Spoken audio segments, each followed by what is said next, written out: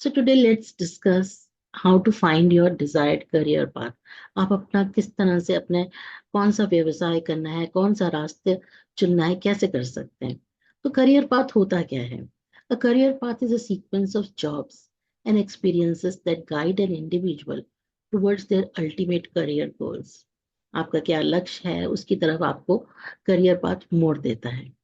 This often involves advancing through various roles within a specific industry or field, acquiring new skills, and taking on greater responsibilities.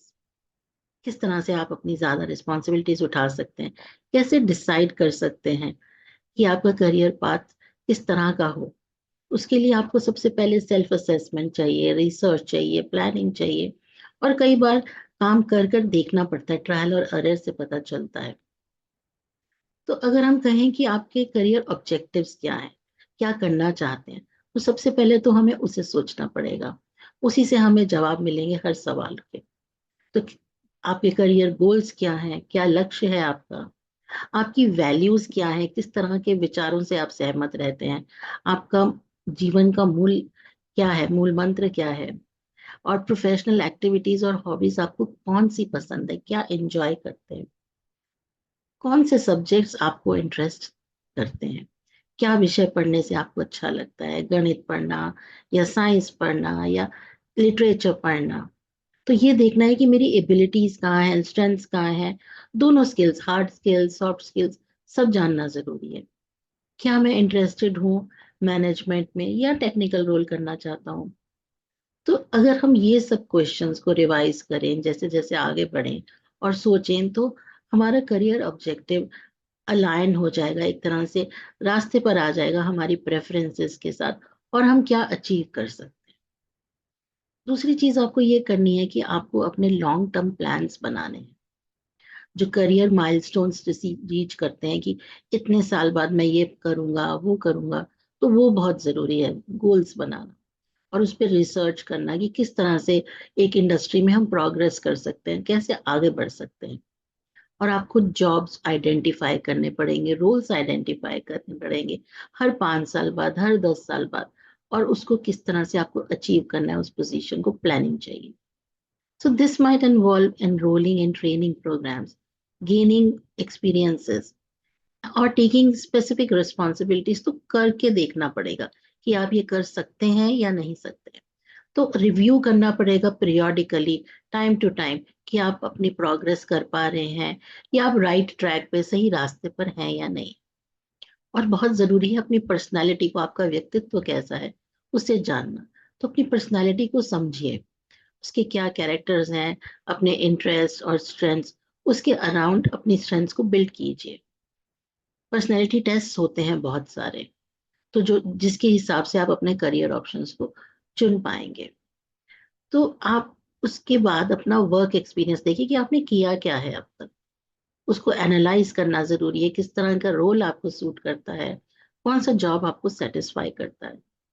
तो आपको patterns देखने पड़ेंगे, trends देखने पड़ेंगे कि technical skills कौन सी जरूरत है, कहाँ कमी पड़ रही है, और आपने कौन सा काम करने करने में आपको सबसे ज्यादा मजा आया। क्योंकि सेटिस्फेक्शन, वर्क सेटिस्फेक्शन होना बहुत जरूरी है। आप अपनी एजुकेशन देखिए, अपने जॉब रिक्वायरमेंट के साथ पूरी है या नहीं है। एजुकेशन देखिए और जॉब की रिक्वायरमेंट्स को मैच कीजिए। कंपेयर कीजिए आपकी एजुकेशन किस तरह की है, हायर एजुकेशन है, किस तरह की आपके पास डिग्रीज हैं, या क्या क्वालिफिकेशन है, क्या वो क्वालिफिकेशन जॉब की रिक्वायरमेंट के साथ सही बैठती है या नहीं। डिजायर्ड रोल्स जो होते हैं कि आपको मैनेज करना है, या आपके पास मैनेजमेंट की डिग्री है या नहीं है। तो चेक करना है कि आपकी एजुकेशन सारी वो रिक्वायरमेंट्स को मीट करती है, या फिर कुछ एडिशनल सर्टिफिकेशन या डिग्रीज की जरूरत है।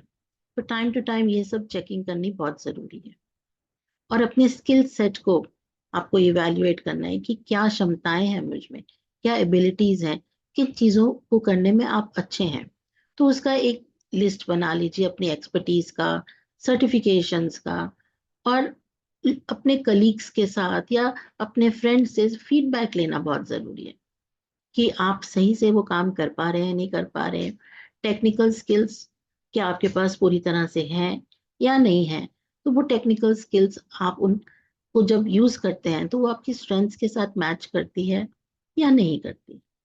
और अपने इंटरेस्ट को नोट करना जरूरी, क्योंकि आपका अगर किसी काम में इंटरेस्ट नहीं होगा तो उस करियर में आपको सेटिस्फेक्शन नहीं मिलेगी। For example, if you enjoy solving logic puzzles, तो ऐसा रोल देखिए कि जैसे साइबर सिक्योरिटी में होता है, वहां आप बहुत अच्छे सूटेबल रहेंगे।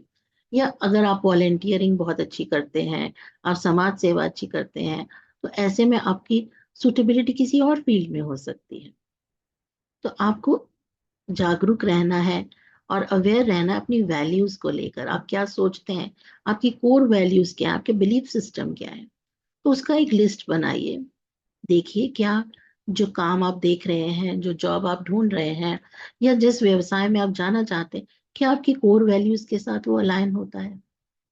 क्योंकि कई बार हमारी कोर वैल्यूज अलग होती हैं और हम करियर कोई और चुन लेते हैं, तब बहुत डिससेटिस्फेक्शन होती है। और ये डिजायर्ड सैलरी देखना बहुत जरूरी है, आप कितना कमाना चाहते हैं, पैसा भी जरूरी है। तो रिसर्च कीजिए एवरेज सैलरी किसी रोल पर कितनी है। आप जो रोल्स देख रहे हैं, जॉब रोल्स, क्या उस पे जो एवरेज सैलरी आपको मिल रही है या मिलेगी, तो क्या आप उसमें सेटिस्फाइड रहेंगे। तो जॉब सेटिस्फेक्शन के लिए सैलरी का होना बहुत जरूरी है, कि आपके आपकी पसंद के अनुसार वो सैलरी हो, आपकी जरूरतों के अनुसार वो सैलरी हो। तो इसलिए रिसर्च करना, करियर रिसोर्स सेंटर से रिसर्च करना, वो आप कर सकते हैं। चाहे वो स्कूल्स में हो, कॉलेजेस में हो, बहुत रिसर्च करने की जरूरत है।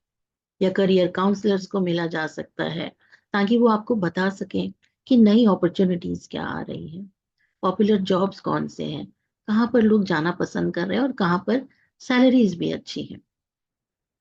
और जहाँ आप काम करना चाहते हैं वहाँ के एग्जीक्यूटिव्स को आप इंटरव्यू भी कर सकते हैं, एक्सपर्ट ओपिनियन ले सकते हैं, उनसे पूछ सकते हैं कि आपके एक्सपीरियंसेस क्या हैं, रोज के रोज आपको क्या काम करना पड़ता है।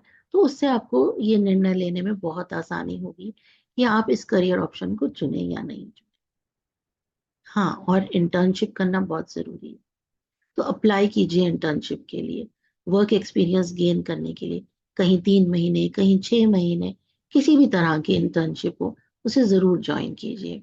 इससे क्या होगा कि आप एक नैरो डाउन कर सकेंगे अपनी चॉइसेस को, कि और फिल्टर कर सके कि मुझे इस फील्ड में जाना है या नहीं जाना है, और प्रैक्टिकल स्किल्स भी डेवलप कर पाए।